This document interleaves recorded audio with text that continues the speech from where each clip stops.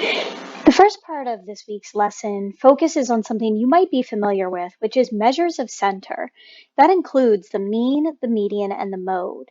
So let's start by defining some key vocabulary words, and then let's talk about what the mean, median, and mode are. Statistics is the study of collecting, organizing, and interpreting information or data. There's a lot of different areas of statistics, but it is one of the fastest growing, as you'll see over here on the right. It's one of the fastest growing jobs over the next 10 years. This is from 2016 that I took this information, but the median salary of a statistician back in 2016 was $80,500, which is a pretty significant amount. So it's a pretty high paying job. And the good thing about statistics is that if you like statistics, but there's a certain field that you really enjoy, like the medical field, for example, or sports, statisticians are needed in all of those different areas. So you could pick sort of a specialty within statistics and work within that specialty as well. Sports statistics is a really big and very interesting field. All of those statistics that you see when you're watching sports, someone comes up with those, and that's one of the things that statisticians do. So we're going to talk in this lesson, we're going to talk about a few different statistics topics before the end of the year. One of them is measures of center. And this is one or more numbers that describe the center of a set of data, like the middle of a set of data. It doesn't necessarily have to be the middle number, but it describes what the center of that data is going to look like. Some examples include mean, median, and mode. So let's talk about what they are and how to calculate them, and then we'll do some examples. So the mean, we often call it in elementary school the average, but we do like to use the word mean here because the average could actually be either the median or the mode as well, just depending. Sometimes one of the other measures might be more representative of the group or a better measure of center to use. So the mean is the sum of the data divided by the number of items in the set. So you add all of the numbers together and then divide by how many numbers there are. The one thing I want to make sure that you do is find the sum first. Make sure you hit equals to find that sum, and then divide by how many numbers you have in your set.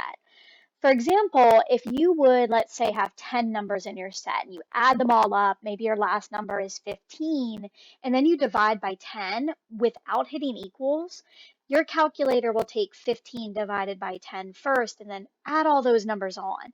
So if you ever get something that doesn't make sense, and by that I mean something that's like below all of your numbers or higher than all of your numbers, you probably made a mistake somewhere in your work, so double check it.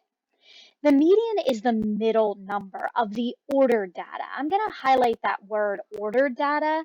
One of the things pre-algebra students did when they had an assignment on this is they forgot to order their numbers from least to greatest. And if you don't do that, you won't get the correct median. The way I remember that the median is the middle number is it has the letters M, I, and D in it for mid, for the middle. It's an easy way to remember that that is the middle number. And again, the numbers have to be in order from least to greatest. Now, if you have an odd number of numbers in your set, then you are only going to have one middle number. So that's pretty easy. If you have an even number of numbers in your set, you will have two middle numbers.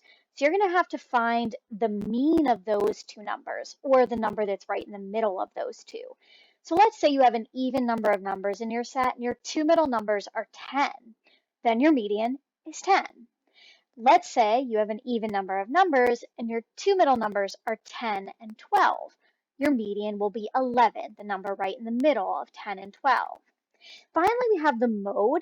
This is the number or numbers that occur most often. Mode, most. They both start with MO. If every number is distinct, meaning all different, then there is no mode. It happens very often that there is no mode for your set of data. A lot of times the mode is not a very useful measure. Now, if we're trying to figure out maybe the average age of people in a classroom, the mode is going to be one of the quickest ways to figure that out. And it's pretty effective as well. If more than one number occurs the most number of times, there can be more than one mode. Now, I want to caution you with this last bullet here. It says don't assume that because a number occurs more than once that it is the mode. The mode is the number that occurs the most number or highest number of times. What I mean by that is, let's say all of your numbers are different, but you have two 10s and three 12s in a set. 10 and 12 are not both the mode. 12 would be the mode because it occurs the most number of times. It occurs 3 times, whereas the number 10 only occurs twice. So it's just something to consider. This shouldn't be anything that's super difficult, but I want to address some of the issues I saw pre-algebra students make when they did their assignment on this. All right, so we're going to do some examples. Now, if you feel like you want to try these problems on your own and then check it with the video, feel free to pause the video at any time, do the problem, and then just double check your work. So the first set of questions asks us to find the mean, median, and mode for each set of data. So let's begin with number 1, Maria's test scores. We've got that list of scores there. Let's begin by finding the mean. So we have to start by adding all of our numbers together. I didn't put them in order. I don't need to do that. So I added them all up and got a sum of 677. Now I have a total of 8 numbers in my set. You can count them up. There are 8. So I take 677 divided by 8, and my mean will be 84.625. If it doesn't ask us to round, I don't think we need to. Now, in real life, if we're talking about Maria's average test score, we would say she has an average of about 85%. For the median, don't forget, we need to put our numbers in order from least to greatest. So I did that down below here for you. Now, I have 2 middle numbers since I have 8 numbers. By the way, one way you can figure out where that middle number or numbers will be, I have 8 numbers in my set. I'm going to highlight that number 8 in blue. I have 8 numbers in my set. And if I take 8 divided by 2, since I'm trying to divide my data in half, I'm going to write that here. 8 divided by 2 is 4. It tells me that my 4th and 5th numbers in the set, as long as they're in order from least to greatest, will be my 2 middle numbers. So I have 2 90s as my 2 middle numbers, which means that my median, my middle number, will be 90. Now the mode, there's only one number that occurs more than once. 90 occurs twice, therefore it's also the mode. You'll notice that both the median and mode are 90. The mean is a little bit lower. Why do you think that might be? If you guess that because there's a score of 50 in this set that decreases your mean, you are correct. If we have outline values or extreme values that are much lower or much higher than other numbers, they do affect the mean the most. We'll talk more about that in a few moments. All right, number 2, we've got a list of 7 numbers. This is the rainfall from last week in inches, not actual numbers. Let's go ahead and find the mean. So we'll start by adding these numbers together. Add all of them. I'm going to put the zeros in here, although you can exclude them as you're adding since they don't add anything to our sum. We get a sum of 1.1. Now we do need to divide by 7 here, count the zeros as numbers in the set, and we get 0.15714, etc. So I'm going to round to the nearest hundredth here. It says that in the directions. That's going to give us about 0.16 inches as the mean. For the median, don't forget to put the numbers in order from least to greatest. Now, because I have 7 numbers in my set, I'm going to divide that by 2. That gets me 3.5. So this tells me that I have one middle number. I'm going to round up to 4. It's the 4th number in my set. So 1, 2, 3, 4. Notice how I have 3 numbers to the left, 3 numbers to the right. So this is indeed my middle number. So 0.1 will be my median. Again, don't forget to put the numbers in order from least to greatest. Finally, our mode, the number that occurs the most often is 0, therefore it is our mode. So our mean, median, and mode here are all fairly close. Taking a look at number 3, pay attention to this one. It's a dot plot. You have a question on your practice sheet where I ask you to find the median from a dot plot. So I do want to talk about this one. So for the mean, let's add up all of our numbers. I've got 3 10s, 4 12s, 1 13, 1 14, and 2 16s. You're not going to include 11, 15, or 17. There's no dots there. So that means there are no numbers in your set of 11, 15, or 17. We do include them on the line though, so we see those gaps. A shortcut you could take is you could do 3 times 10 plus 4 times 12 and so forth. You should get a sum of 137. We have a total of 11 dots, so 137 divided by 11 gets us 12.45 repeating. I'll round to the nearest hundredth, and that will be about 12.45. To find the median, it's really easy since the numbers are already in order for us. I listed all 11 numbers out. Now I've got 11 numbers in my set. 11 divided by 2 is 5.5. Round up to 6. My sixth number, 1, 2, 3, 4, 5, 6, my sixth number will be my one middle number, which is 12. So my median is 12. For the mode, it's also easy to identify. I've got 4 dots above 12 and less dots above every other number, so my mode is 12. All right, let's take a look at number 4. So this one we have a table. What we need to pay attention to is this means that there are 6 people with a $45,000 salary, 5 people with a $48,000 salary, and so forth. So when we go to find our mean, you're going to see that I did 6 times 45,000 plus 5 times 48,000 plus 3 times 50,000, etc. till I get to the end, which I just have 165,000, so I don't need to multiply it by 1, but I get a sum of 994,000. Now I don't want to just divide by 1, 2, 3, 4, 5, 6, because there's more than 6 people here. That would make a really high mean. But divide by the fact that we have 20 people if you add 6, 5, 3, 2, 3, and 1 together, and you should get a mean salary of 49,700. Again, just be careful with some of those mistakes that we sometimes see. For the median, you can list them in order from least to greatest. If I would do that, I didn't list it out, you'll notice down here, I would put like 45, I would exclude the zeros. So list 45 6 times, 48 5 times, and so forth. One thing that I do see from students a lot is they will tell me 51,000 is the median because they just go to like the center of this table and they're like, oh, it's between 50 and 52,000. But we have numbers weighed more heavily towards our lower salaries, so we cannot just do that. But a shortcut you could take is one option you might have learned back in elementary school was cross off like low numbers and then cross off high numbers until you get a middle number or numbers. So one option we have is if we want to cross off 6 low salaries, I'm going to cross off all of these guys because I know that's not going to be my median or my middle number. Now let's cross off 6 high salaries. So 1, 2, 3, 4, 5, 6. That's going to get rid of all of these. So now I have 5 48,000s, 3 50,000s.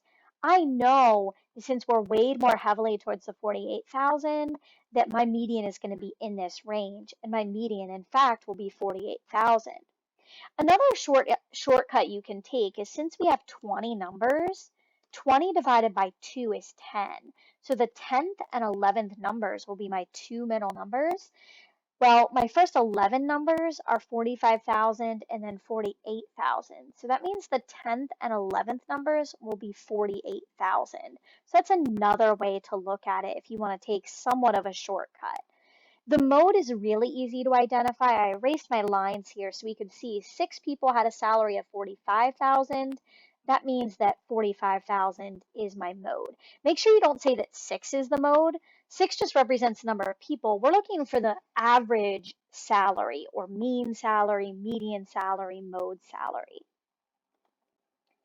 All right, so number 5 I'm going to go through kind of quickly. This is one I had pre-algebra students skip. We'll just kind of talk through it. You can feel free to try the mean and median for each of these on your own, and then we'll discuss it. It's not the most important question, but it just kind of goes to looking at data and analyzing it. So number 5, it says the table below shows the water usage in the Garcia household during 2016 and 2017. Find the mean and median usage for each year and write 3 to 5 sentences comparing the mean and the median. So I'm going to start with 2016. And I know sometimes students have trouble reading this table. I tried to keep it kind of small. So 2016 is going to be all of these things highlighted in yellow. So it's going to be the 5, 6, 6, etc. So I added up all of these numbers. There were 12 of them to get a sum of 65. By the way, that's 65,000 gallons, not just 65 gallons. So take 65 divided by 12, gets us about 5.4 gallons. So it means that the mean usage per month was about 5,400 gallons. And this is something that you could actually do looking at your bills every month, for example. The median, I listed them all in order from least to greatest. With 12 numbers, I'm going to have two middle numbers. That will be 12 divided by 2 is 6. The sixth and seventh numbers. So 1, 2, 3, 4, 5, 6, 7. I have two middle numbers. They're both 6, which means my median is 6 or 6,000 gallons. Now, for 2017, I did the same thing, and I'll highlight these values in green. Make sure I'm not deleting everything. Delete this. Here we go. I'm going to highlight this in green so we can see it. That's going to be these numbers. So I added up all of my usage numbers from each month, and I got a sum of 67, so slightly higher than 2016. Divide by 12, we get about 5.6 gallons, so about 5,600 gallons per month. The median, I listed them in order from least to greatest. Still 6th and 7th numbers as our two middle numbers. They both happen to be 6 again, so our median is still that 6 or 6,000 gallons. If I were to compare the mean and the median, well, the mean and the median are both pretty close in both years. 5.4 and 6, and then 5.6 and 6, they're relatively close to each other. The mean is probably a little bit lower because there are some lower usage months. Maybe the family was traveling out of town, they weren't at home, those kinds of things. So there might have been less usage. But comparing the 2 years, I mean, they're relatively close. As a consumer, this is something you would want to look at as well to make sure that if the bill seems really high or the usage seems really high when it shouldn't, maybe there's a leak, for example. For us right now, I've been looking at some of our bills, including like our electric and our water bill.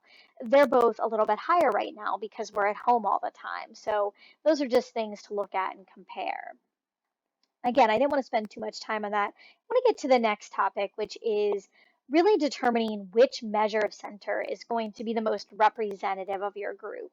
So the mean, I know we kind of already mentioned this, it works best when the data has no extreme values. That means values that are much greater or much less than the rest of the data. The mean is not a great measure if you have extreme values. So an example you might be familiar with is after I would grade tests and put the scores in, students who didn't take the test yet, their grades would count as zeros. So the average right away would often look pretty low. Sometimes we would have mean scores around like the 60s or even in the 50s because you had those extreme values that affected the mean. In that case, the median would actually be a better measure because it would exclude those extreme values. So the median is going to work best when the data does have extreme values. So basically what you're going to be looking at, if we're saying what's the best measure to look at, if you don't have extreme values, go with the mean. If you do, go with the median. Now the mode, again, it doesn't work the best often, but it does work best when the data has many repeated numbers. But again, these measures, the one thing about statistics is people can make statistics kind of look however they want. So if we're going to use a measure of center, and let's say the mode is way different than the mean or the median, but it tells the people what we want to tell the people, then it might be your best measure. And you'll see that in one of the examples where we want to say, okay, the wait times at an amusement park are really low. If the mode is the lowest, they're going to use that because it is a measure of center. All right, let's go ahead and take a look at a few examples of applying this. So I'm going to go through the work quickly because, we've done plenty of mean, median, and mode. I'd rather talk about the description at the bottom. The table below shows the daytime high temperatures for a week. Find the mean, median, and mode, and state which measure of central tendency best represents the data. Let's begin with the mean. So add up these 7 temperatures to get a sum of 602. Divide by 7 since there are 7 of them, and you will get a mean of 86. For the median, don't forget to put them in order from least to greatest. Your one middle number will be your 4th number, and that will be 85. Finally, for the mode, we have no repeated numbers, so there is no mode. So when we go to say which measure of central tendency best represents the data, look if there's extreme values. Do you see any extreme values in this set? Hopefully you recognize that there are no extreme values. So we can say there are no extreme values, so the mean is the best measure of central tendency to use to represent the data. Again, no extreme values, mean should be the best. All right, let's try another one of these. An electronics store recorded the number of customers it had each hour during the day. This information is given below. Find the mean, median, and mode. Let's begin with the mean. So when we add all of these up, we will get a sum of 894. Divide by 12 since we have 12 values here, and that's going to get us a mean of 74.5. For the median, don't forget to put them in order from least to greatest. Two middle numbers, the 6th and 7th, they're both 79, so my median is 79. Ooh. Finally, for the mode, make sure we delete the right thing here. We have more than one mode here because we have two numbers that occur 3 times, 70 and 86. So when it says which measure of central tendency best represents the data, do we have extreme values? Hopefully you see that we've got an extreme value of 29. If we have an extreme value, your mean is not the most representative of your set of data. It will be lower in this case because of that outlier. So because there is an outlier of 29, the mean is not the best measure of central tendency to use. Rather, we should use the median because there is an outlier. All right, feel free to pause the video if you need to copy any of that down. Again, if you have extreme values, median is best. If you don't have extreme values, mean is the best. Number 8, this is the one I was talking about before. The average wait times for 10 different rides at an amusement park are given. I'm not going to list them all out. Don't forget about the 44. Sometimes people forget that since it's on the next line. Find the mean, median, and mode, then state which measure the park would advertise to show that the wait times at its park are short, and explain why. So for the mean, add all of these up, including the 44, you get a sum of 334. Divide by 10, we get a mean of 33.4. For the median, don't forget to put them in order from least to greatest. Two middle numbers, the 5th and 6th, 22 and 25. Add them together to get 47, divide by 2, or just recognize that 23.5 is in the middle of 22 and 25. So my median will be 23.5. And then the mode, we do happen to have a mode here. It is 17.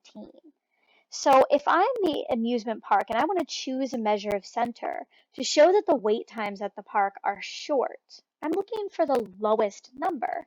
In this case, that happens to be the mode. Is it necessarily the most accurate? Probably not.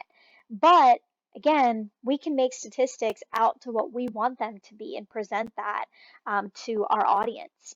So the lowest number in this case is 17. So if the park wants to show the shortest wait time, they would want to use the mode because it is the smallest. Again, not necessarily the best, but it is your smallest or lowest. All right, finally, we've got a couple of multiple choice questions.